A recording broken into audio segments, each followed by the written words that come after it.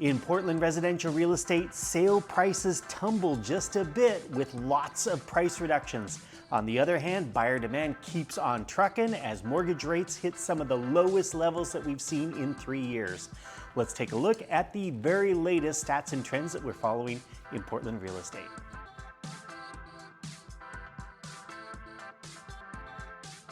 Hey everyone, RRMilligan here, bringing you the very latest in our local real estate stats and trends. Market sample that I'm working with includes the full Portland metro area plus Southwest Washington. As always, if you'd like to know what's going on specifically in your neck of the woods, just shoot me an email or post your question right here in the comment section. As I mentioned at the top of the video, sale prices did tumble a bit after 3 weeks of gaining steam.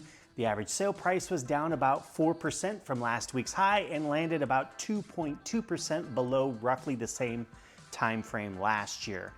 But when we pull back and take a look at the bigger picture, the average sale price so far for the month of September compared to the same time period last year in 2024, prices are up just 0.6%.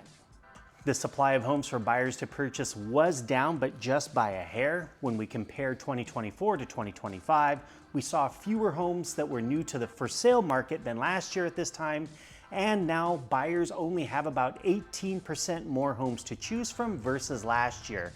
That's down from 19.4% the previous week and 21.2% the week before.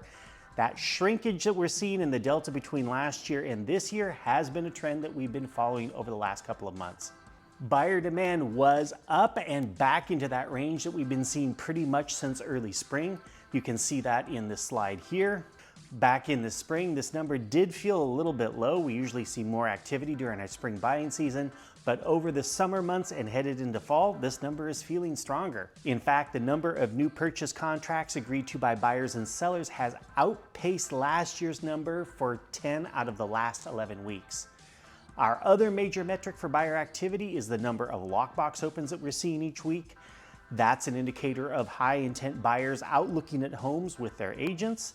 That number has been on average up 10% compared to 2024 over the past 3 weeks. It has been a few weeks since we've talked about foreclosures and distressed properties in our market. The main reason for that is the number of bank-owned and pre-foreclosure properties really hasn't changed much over the past few weeks. The same could be said for the number of notices of default, which is that first step in the foreclosure process. I look back over the last 4 weeks and the numbers that we've been seeing have been pretty modest. So there's still no avalanche of foreclosures building up and headed our way, at least not yet. Mortgage rates on Thursday morning were up from earlier on in this week, but still on par with where we were last week at this time. I found the 30-year fixed advertised for 6% with 1 discount point, best case scenario. I did see the 30-year fixed advertised earlier this week at 5.875%. That was mostly on Tuesday and Wednesday, but a stronger than expected jobs report came out late on Wednesday and pushed rates higher from the 3-year lows that we've been seeing for the 30-year fixed. That was despite the Fed lowering interest rates by 1/4 point just a few hours earlier. And like I said last week, the Fed funds rate doesn't directly affect mortgage rates, but it does influence them.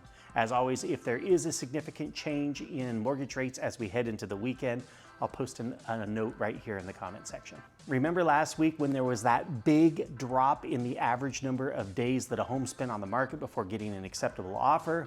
Well, it looks like that was an anomaly and we're getting back to our normal trend line. You can see that here. I did, just in case, go back and double check the numbers from the previous week to make sure I hadn't made a mistake. So let's sum up the biggest trends that we're following for our market for this past week. Sale prices were down. Supply is still relatively flat, but also kind of moving down, at least compared to last year. Demand is still steady and outpacing last year, and mortgage rates were down, then up, and then pretty much landed flat by the end. And there you have it, the biggest trends that we're watching in Portland residential real estate. Thank you so much for joining me this week. I hope that you got something helpful and informative out of the report. Have a fantastic weekend once again, and I will see you right here next week.